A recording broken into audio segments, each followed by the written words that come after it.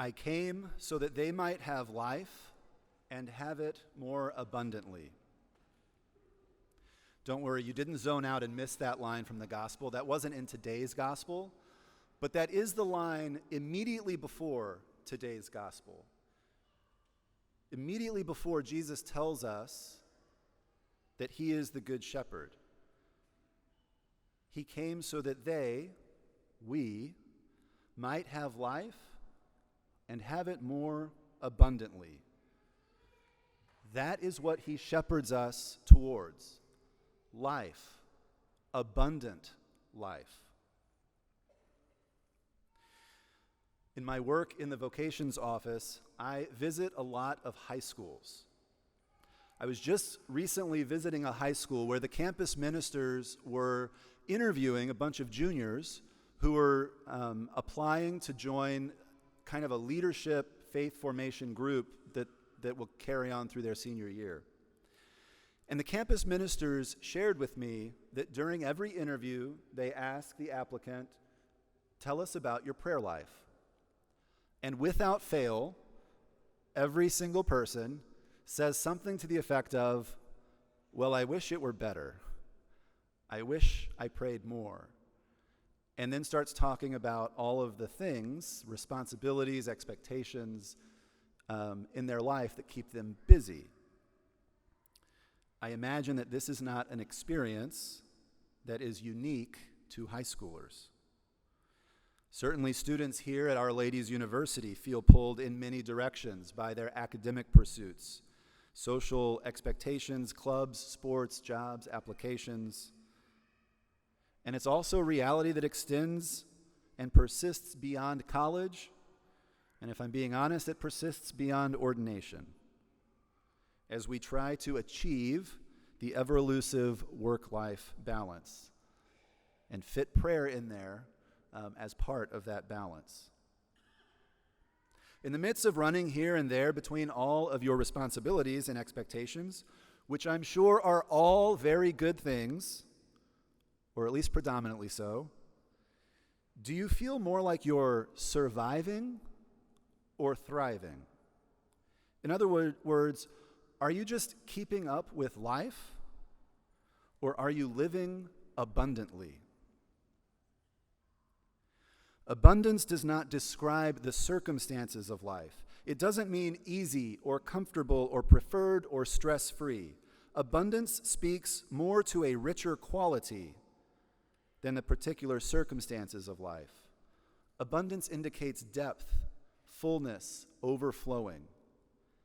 That kind of life is what Jesus came to shepherd us towards. That we might be pastured in the verdant fields of his love, no matter the circumstances of the life we've been given. The taste of the food in those verdant fields in which he pastures us is the taste of his body, and the rivers that water those fields flow with his blood. These are shared with us initially so that we can be filled with his love, but his love is too great for us to contain ourselves or hold on to ourselves. So the abundance of that life and that love quickly becomes overabundance that must spill out of ourselves and into the lives of our neighbors. The abundance of life, the depth and quality of life, is measured in love. Love of God, true mutual trusting love of neighbors, of friends, of a spouse or significant other, your family, your confrere and religious life, sacrificing for their good. That sacrificial love that we are pastured in, that we are nourished by, and then turn around to share with others, is a torrent of grace that God wants to pour out upon each of us, his children, and through us, upon others of his children. How much more of that abundance do we experience when we receive it and share it as open channels than if we grasp onto a little piece of it? Because I'm sure we all know that there's at least a part of us that is instinctively selfish with love, that tries to guard or protect a part of it to hold on to ourselves, becoming oblivious to the new waves of grace that keep crashing down around us. Which is why we stand in need of a good shepherd, one who not only provides the verdant pasture for us, but also leads, guides, prods, and maneuvers us to it, continually feeding us, yes, but also inviting us and beckoning us with his own love. But we are busy just living. It can be hard to hear his voice. Luckily, our shepherd has many tools at his disposal. I distinctly remember a homily when I was in high school in my home parish. It was very memorable and I'm sure very good, but for me it was quite unhelpful. Our priest talked about how sheep, who are some of the dumbest animals out there, can recognize the voice of their shepherd. So when several flocks are together at, say, the same watering hole, and one shepherd decides it's time for him and his flock to leave, he can call to his sheep, and those sheep, dumb as they are, know to follow him. Clearly, that has some resonance with how Jesus talks about how he and his flock know each other, how his flock can hear his voice to follow him. That was certainly the comparison that the homily was going for. But here's the problem, or at least for me. For most of my life, I've not heard an audible voice from God. But 9 years ago, just as I was going into the seminary, I was blessed to be able to visit the Holy Land. There were many beautiful moments on that trip, but the most significant lasting experience was a simple moment that no tour director, save the divine planner, could have arranged. We were riding in the bus from somewhere where we had been back through the desert towards Jerusalem. And in between my naps, I happened to look out the window of the bus and see this nomadic shepherd and his flock.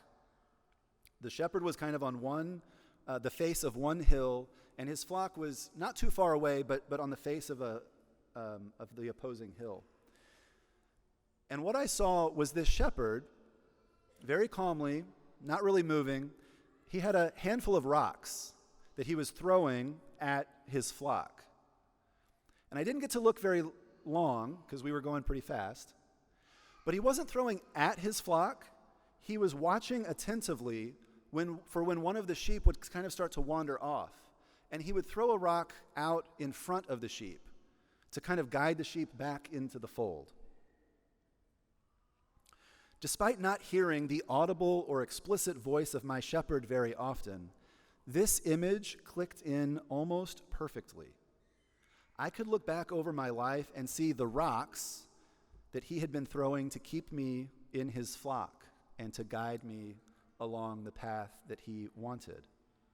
These rocks were and continue to be mostly people, close friends, brothers in Holy Cross, family, and mentor figures, who through their advice, observations, or just their presence in my life have helped reveal to me where I seem to come alive or radiate joy or to be at peace, which are all ways of saying places where I experience the abundance of life that our Good Shepherd desires us to have.